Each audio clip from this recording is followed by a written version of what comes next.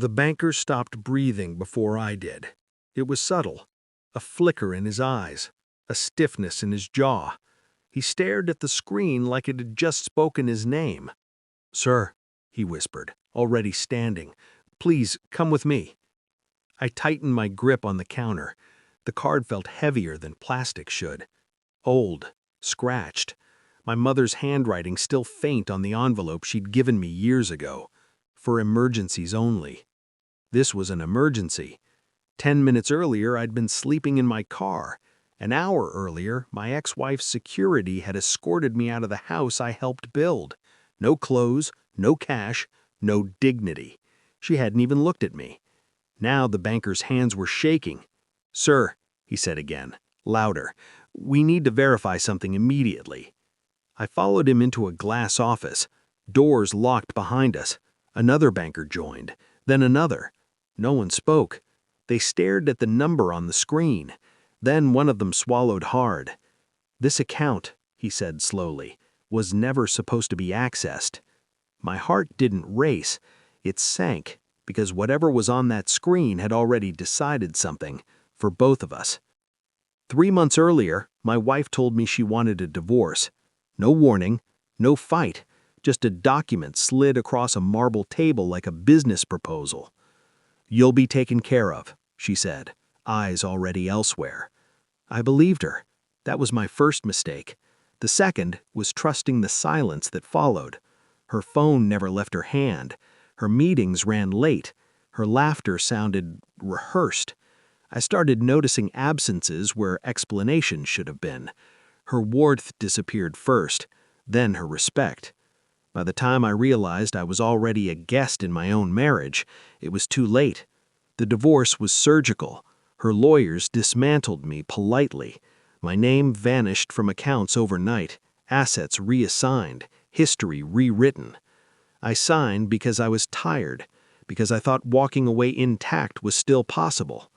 The day I left, she watched from the staircase, not angry, not sad, relieved.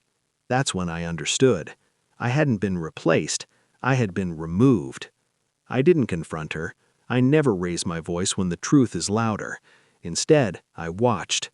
I reviewed old emails she thought were deleted, tracked calendar gaps that didn't align, cross-referenced travel dates with corporate filings. Patterns emerged. Names repeated. One man. Always one man. Her business partner. Married, wealthy, discreet. I checked property records, shell companies, silent investments.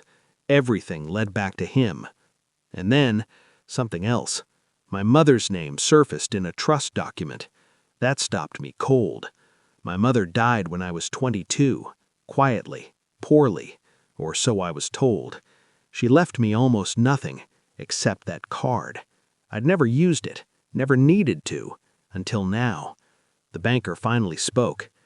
"This account," he said, voice careful now, "holds assets valued at approximately $38 million. I laughed once, sharp, uncontrolled.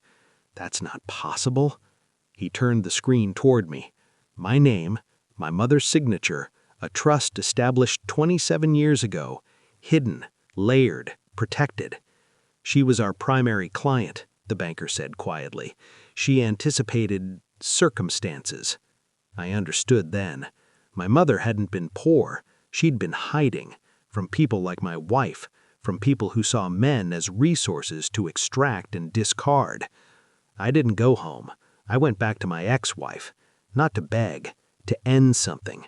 She didn't expect me, even less when I placed a folder on her desk. Bank records, trust documents, her lover's name buried inside transactions he thought invisible. She opened it slowly, her face drained of color. "You knew?" she whispered. "I suspected," I said. Then I confirmed. She stood, hands trembling now. "You planned to leave me with nothing," I continued, "after siphoning what you could." Silence, then tears. I felt nothing. "The trust predates you," I said, "and your partner." She collapsed into the chair. "You underestimated my mother," I finished, "and me." I turned toward the door. "You can keep the house," I said over my shoulder. "It's already empty." I didn't feel victorious. I felt clear. Money didn't give me power. Truth did. I moved cities, changed numbers, let lawyers clean the wreckage she left behind. She tried to call. I didn't answer. Some endings don't need witnesses. My mother once told me, the quiet ones survive because they prepare. She was right. I don't hate my ex-wife. Hate requires attachment. I don't have that anymore.